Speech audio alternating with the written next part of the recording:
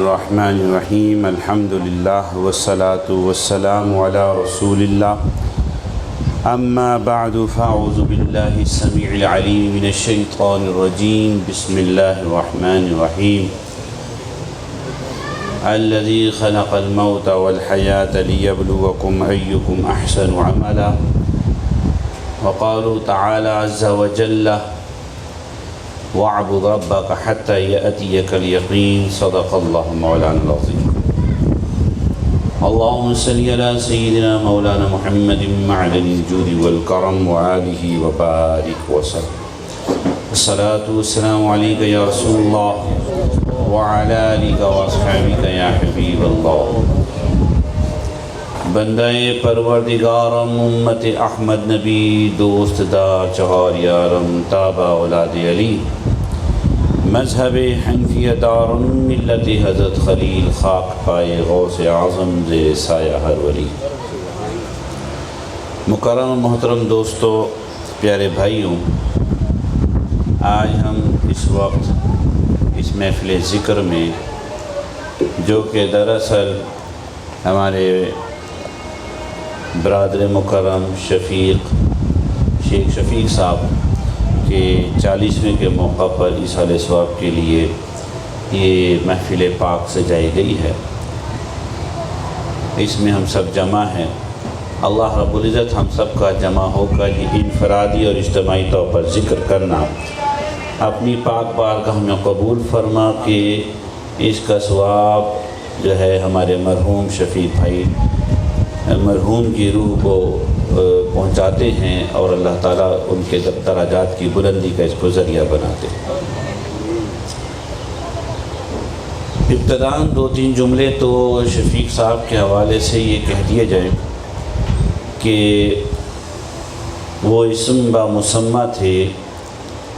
میرا ان کے ساتھ اٹھک بیٹھک اتنی زیادہ نہیں تھی، چند ایک مرتبہ ملاقات ہوئی ہے۔ یوں تو وہ گزشتہ کچھ عرصے سے تو جمعہ باقاعدگی سے ہمارے ساتھ ہی پڑھ رہے تھے، لیکن وہ آئے، مصافحہ ہوا، چلے گئے، جیسے ایک نمازی کا سلسلہ ہوتا ہے۔ لیکن جب کبھی بھی ملاقات ہوئی ہے تو جیسا نام ہے ویسی طبیعت تھی، بڑے شفیق طبیعت تھی، مسکراتے تھے، ہلکی سی مسکراہٹ ہوتی تھی اور نرم لہجہ ہوتا تھا۔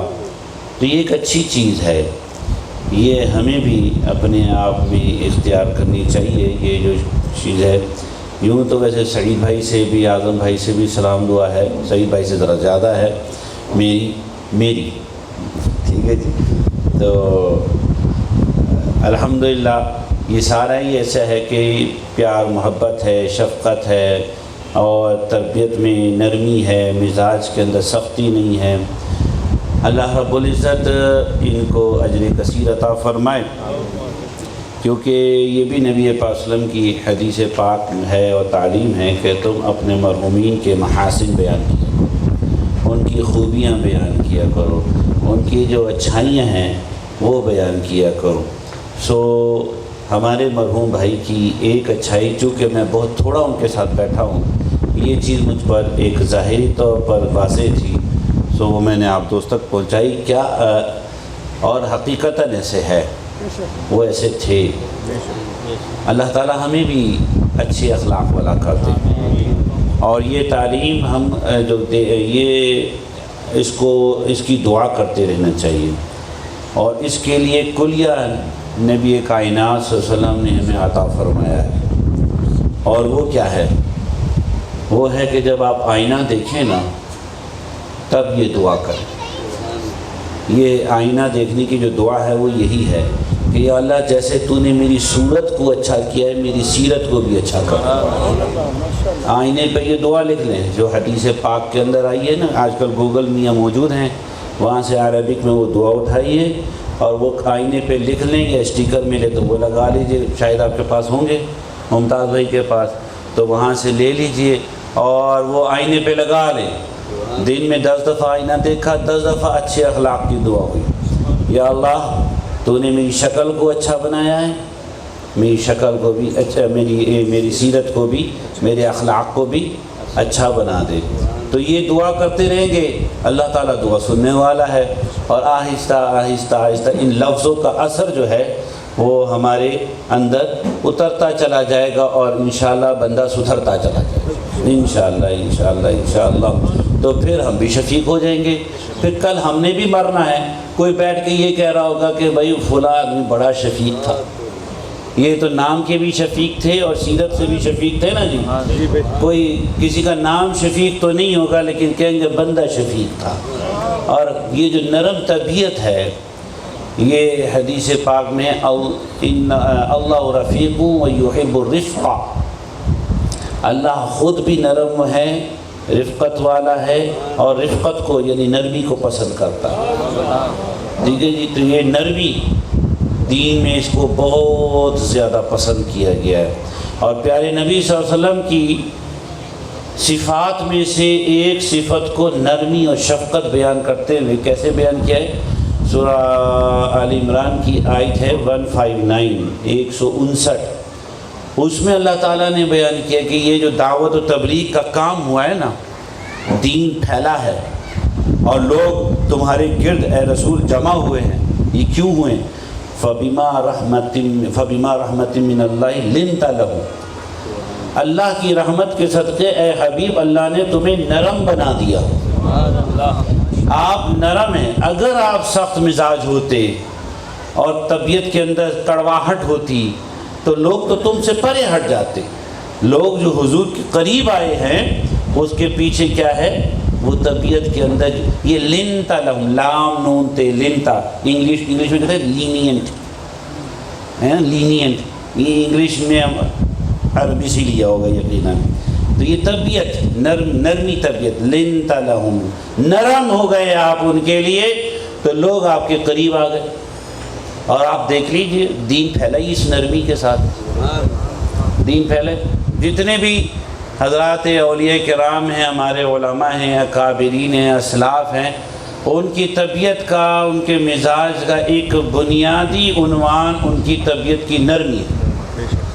اور ایک ساتھ یہ بات بڑی اہم آپ مشترکہ طور پر سنیں گے، وہ یہ کہ ہر شخص یہ کہتا ہے کہ حضرت کی مجھ سے بڑی محبت تھی، ہے نا جی، حضرت کی مجھ سے، ایسا ہر شخص یہی سمجھتا ہے جیسے اسی سے پیار کرتے تھے۔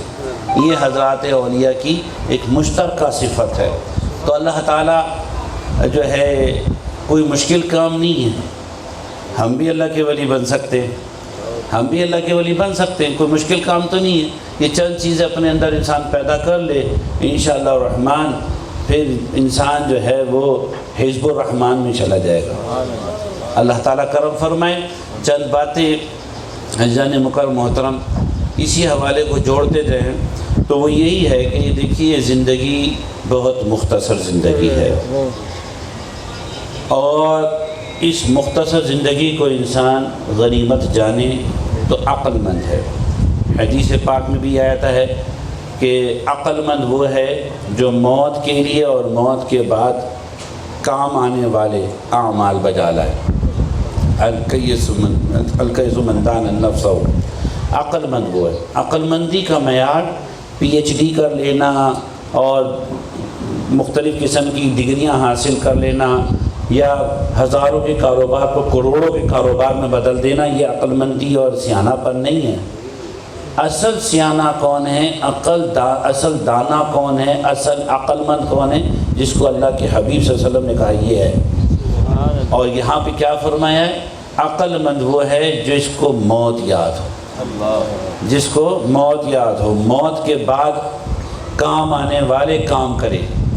یہ ہے عقل مندی کا معیار، یہ ہے عقل۔ ایک شخص حضرت عمر فاروق رضی اللہ تعالیٰ عنہ کے سامنے بیٹھا، بات بتا رہا ہے کہ وہ بڑا ایسا تھا، بڑا اچھا تھا، بڑا پیارا تھا، بڑا سونا تھا، یہ تھا وہ تھا، جو بھی قصیدہ اس کا پڑھ سکتا تھا پڑھا۔ آپ نے فرمایا کبھی تم نے اس کی مجلس میں موت کی باتیں سنی ہیں؟ کہا نہیں ایسا تو، کہا پھر ویسا نہیں تھا جیسا تو کہہ رہا ہے، پھر ویسا نہیں تھا، پھر وہ اتنا اچھا نہیں تھا جتنا اچھا تم کہہ رہے ہو۔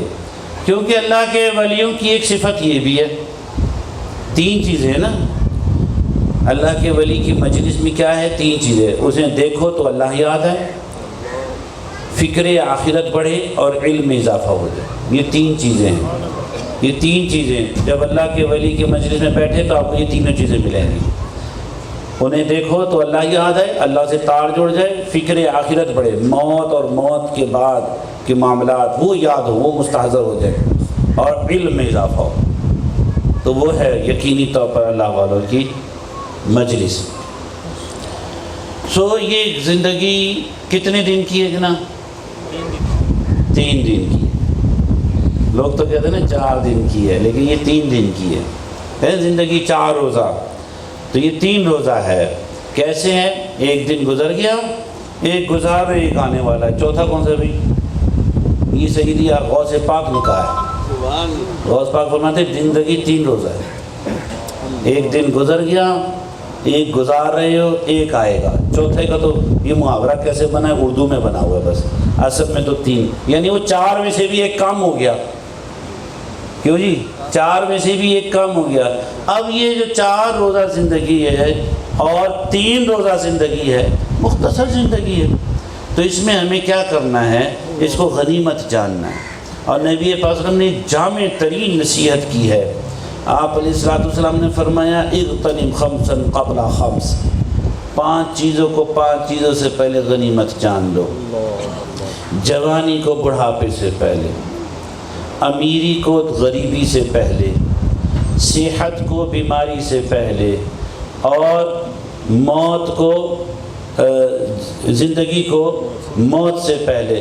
یہ تم ان 5 چیزوں کو 5 چیزوں سے پہلے غنیمت سمجھو۔ یہ زندگی ملی ہے، ملی کیوں ہے؟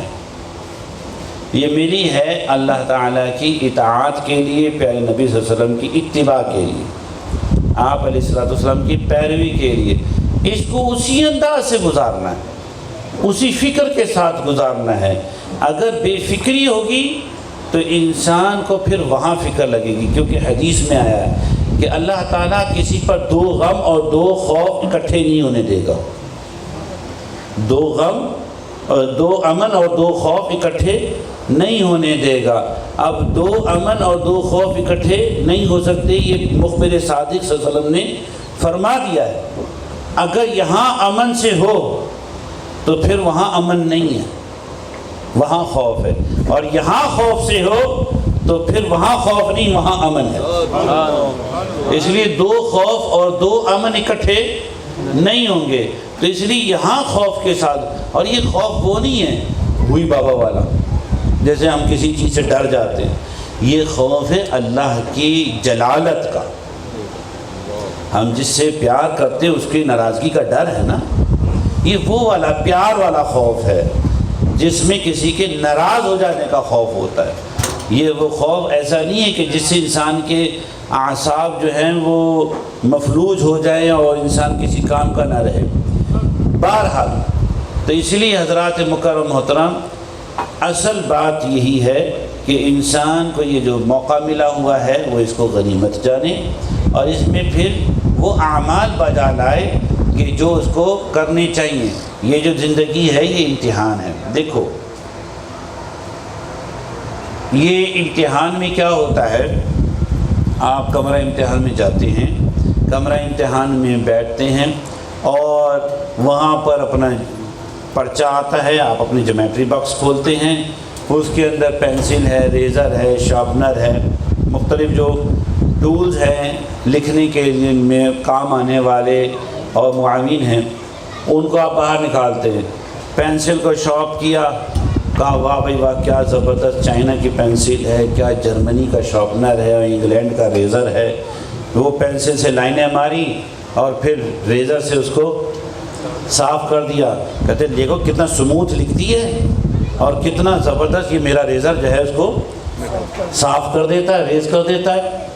یہ شارپنر دیکھو کتنا شارپ ہے، کیسا لیڈ کیسا زبردست نکالتا ہے۔ اب وہ کمرہ امتحان میں بیٹھ کر لکیریں مارتا رہے، پینسل شارپ کرتا رہے، ریزر سے صاف کاغذ کو صاف کرتا رہے، اور اپنے اس کی تعریف کرتا رہے، تو بتائیے نتیجہ کیا نکلے گا؟ نتیجہ یہ نکلے گا کہ بالآخر وقت گزر جائے گا، اور یہ تعریف اور یہ قصیدے تو کر رہا تھا اپنی ریزر کی، پین کی، انک کی اور ریزر اپنا شارپنر وغیرہ کی، یہ اس کے کسی کام نہیں آئیں گی اور یہ نتیجہ ہوگا کہ یہ فیل ہو جائے گا۔ اللہ تعالیٰ نے جو یہاں پر چیزیں ہمیں دی ہیں، ماں باپ دیے ہیں، اولاد دی ہے، دوست دیے ہیں، ہمسائے دیے ہیں، رشتے دیے ہیں، ایک نسب دیا ہے، ایک کسب دیا ہے، یہ جو کچھ بھی ہمارے پاس موجود ہے یہ تعریف و قصیدے پڑھنے کے لیے نہیں ہے کہ میں بڑا اعلیٰ خاندان کا ہوں، میری نسبت بڑی یوں ہے۔ او بابا جی کام کرو نا، کام کرو، کام کرو گے تو کامیاب ہوگے نا، خالی قصیدہ پڑھنے سے تو کامیاب نہیں ہو جاؤ گے، جیسے وہ کامیاب نہیں ہوگا۔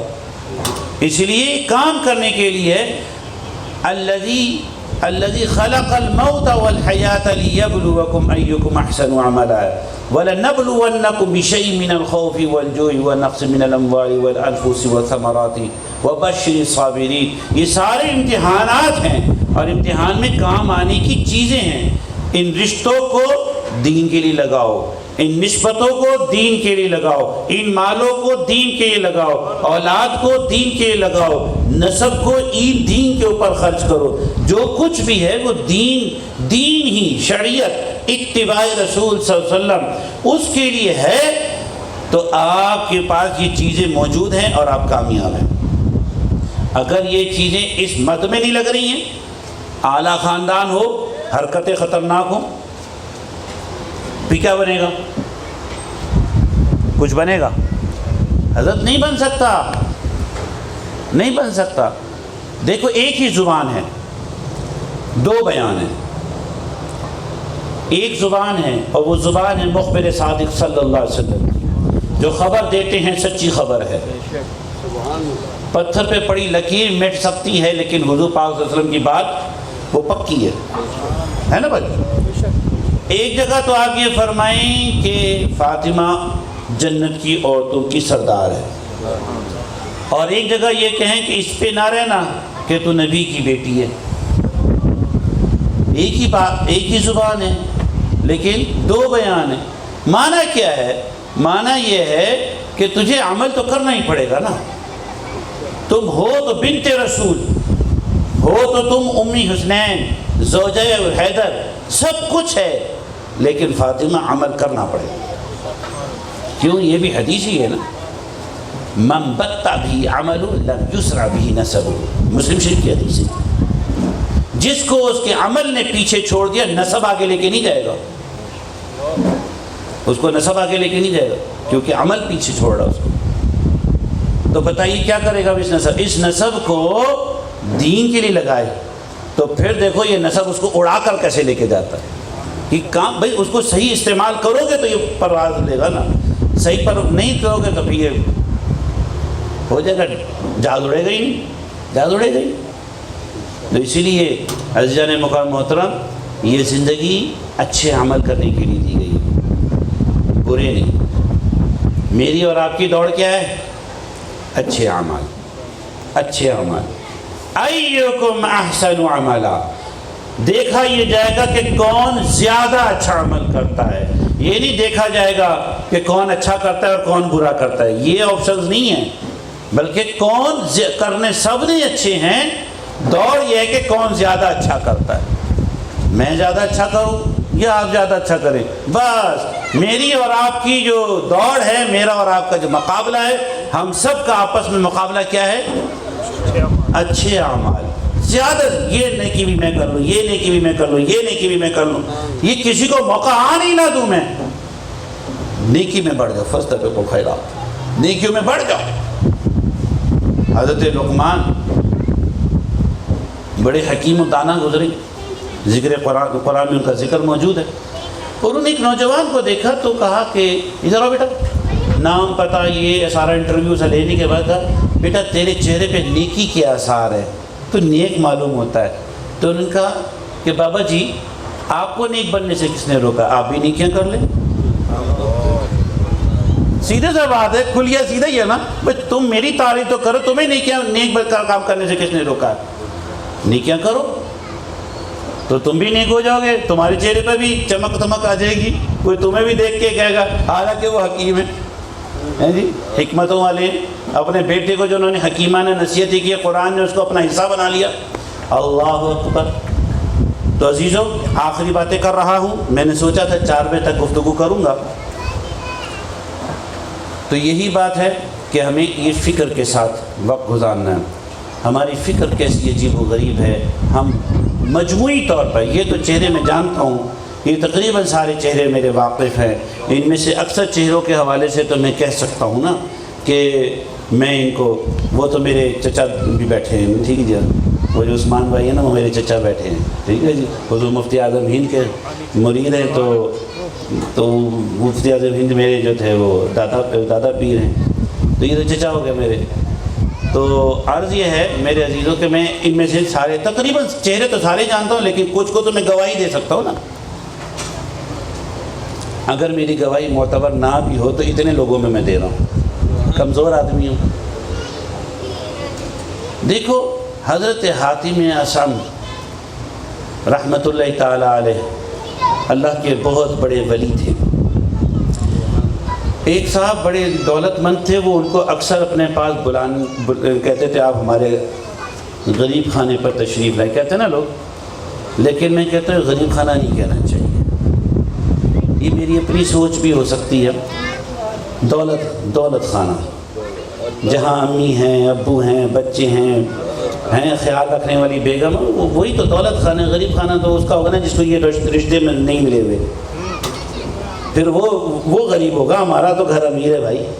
یہ بڑوں کی باتیں ہیں, یہ میں نے بڑوں سے سیکھی ہیں. میری امی کہا کرتی تھی نا, جیسے یہ کوڑا پڑا ہے نا, تو کہتے امی اتنا سارا کوڑے کو ٹوکا نہیں کرو بیٹا, بندے ہیں تو کوڑا ہے نا, بھائی بندے ہیں تو کوڑا ہے. گھر میں بندے نہ ہو تو کوڑا ہوگا, ٹھیک ہے نا جی. اور اسی طریقے سے تربیت کا ایک چھوٹا سا جملہ اور بھی ہے کہ کوڑے والے کو 100 روپے دے دوں تو کہتے کوڑے والے نہیں, کوڑا اٹھانے والا. کوڑے والے ہم ہیں, یہ کوڑا ہمارا ہے, ٹھیک ہے نا. یہ چھوٹی چھوٹی چیزیں ہوتی ہیں جو بڑے سکھا جاتے ہیں اور ہمیں بعد میں عقل آتی ہو. اتنی قیمتی, اتنی وزنی بات, سائز تو چھوٹا سا ہی ہے لیکن وزن اس کا بہت ہے. حضرت حاتم اصم رحمۃ اللہ علیہ جو ہے, وہ مالدار آدمی جو ہے, وہ ان کو دعوت دیتا تھا. بالآخر آپ نے کہا ٹھیک ہے یار, تم بہت ضد کر رہے ہو تو میں آتا ہوں, لیکن 3 شرائط ہیں میری, ان کو مانتے ہو تو میں آؤں گا. اس نے کہا کہ جناب فرمائیے, آپ کی ہر شرط قبول کا سنو تو صحیح. میں آؤں گا تو جہاں میں نے بیٹھنا ہے, میں بیٹھنا چاہوں گا وہیں بیٹھوں گا, تم مجھے روکو گے نہیں. میں جو کھانا چاہوں گا تم مجھے ٹوکو گے نہیں, اور جو میں کہوں گا تم وہ کرو گے. انہوں نے کہا جی اوکے ڈن, بلکہ ڈن ہے نا جی. بابا جی آئیں گے, قدم رکھیں گے ہمارے گھر میں.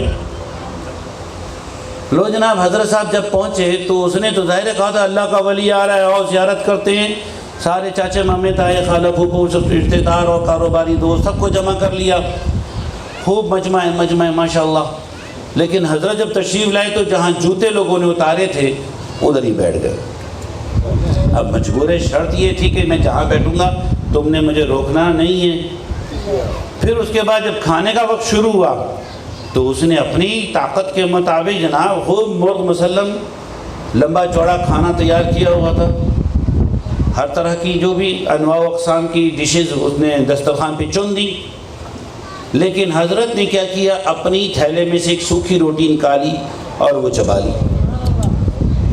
مجبور ہے کہ میں جو کھانا کھاؤں گا تم مجھے اس میں بھی نہیں ٹوکو گے. وہ بھی کھا لیا. اب جب کھا پی لیا تو کہا کہ حضرت کوئی نصیحت, کوئی وصیت. تو آپ نے فرمایا ایک توا اور چولہے کا انتظام کیا جائے. چولہا لایا گیا, اس کو گرم کیا گیا, اس پہ توا رکھ دیا گیا. وہ جب تپ گیا خوب, اللہ اکبر, حضرت نے اس توے کے اوپر قدم رکھ دیے اور کھڑے ہو گئے اور کہا یا اللہ, میں نے فقط ایک روٹی کھائی اور وہ بھی سوکھی ہوئی روٹی کھائی, صرف سوکھی ہوئی روٹی کھائی. اور پھر توے سے نیچے آئے اور اب حاضرین سے کہا, جو مہمان تھے اور جو میزبان تھا, کہا چلو بھئی ایک ایک کر کے توے پہ چلے جاؤ. کہا حضرت یہ کیا بات ہوئی؟ توا ہے گرم، تلوے ہے نرم، ہم تو نہیں کر سکتے یہ کام، یہ نہیں کر سکتے ہم کام۔ انہوں نے کہا کہ دیکھو میں نے ایک سوکھی روٹی کھائی تو گرم توے پہ کھڑے ہو کے اس کو میں نے رب ذوالجلال کو جواب دیا ہے، تم لوگوں نے تو مرغ مسلم اور نہ جانے کیا کیا سجیاں شجیاں سب سجے کھبے سب کر لیا ہوگا، ہے نا جی؟ تو لَتُسْأَلُنَّ يَوْمَئِذٍ عَنِ النَّعِيمِ، تم سے ہر نعمت کے بارے میں پوچھو گی، تو تم تو تیار ہو نعمتوں کے بارے میں جواب دینے کے لیے؟ میں نے تو توے پہ کھڑے ہو کے جواب دے دیا یا اللہ سوکھی روٹی کھائی۔ تو عزیزوں نعمتیں تو ہمارے پاس بے شمار ہے، فَبِأَيِّ آلَاءِ رَبِّكُمَا تُكَذِّبَانِ، ہیں جی؟ تو عزیزوں یہ ماں باپ دولت ہے۔ بلال بھائی تشریف فرمائیں، ان کے بھی والد بھی رخصت ہو گئے، اور ہمارے سب کی کسی نہ کسی کا چلا جاتا ہے، کسی کا دیش ہے کسی کا سویش ہے، جو سلامت ہے اللہ ان کو سلامت کا کرامت رکھے اور تعدیر ان کا سایہ شفقت ہم پر دراز رکھے۔ لیکن جن کے چلے گئے ہیں، ٹھیک ہے جی، یہ ماں باپ نعمت ہے، قدر کرو ان کی۔ مرنے کے بعد 10واں 40واں تو کر لیتے ہو، جب زندہ تھا تو کیا کیا تھا، یہ سوچنے کی بات ہے۔ یہاں قدر کرنی ہے، یہ ماں باپ بہت قیمتی ہیں۔ وہ کہتے ہیں وہ پاگے ڈونگیاں فکراں یہ سارے کچھ ہیں، یہ پھر فکرے رہ جاتے ہیں۔ فکر پہلے کرو نا تو پھر کوئی ڈونگی فکر نہیں رہے گی۔ اگر فکر پہلے ہوگی تو دل مطمئن ہوگا، دل مطمئن ہوگا، اور اگر پہلے خدمت نہیں کی ہے تو پھر فکرہ ڈونگا ہی رہیں گے، اور ڈونگا ڈونگا ڈونگا ڈونگا ہوگا، اور ڈونگیاں ہو جائیں گی، ٹھیک ہے جی، وینگیا ڈونگیا سب کچھ ہو جائے گا۔ لیکن اس کا حل کیا ہے؟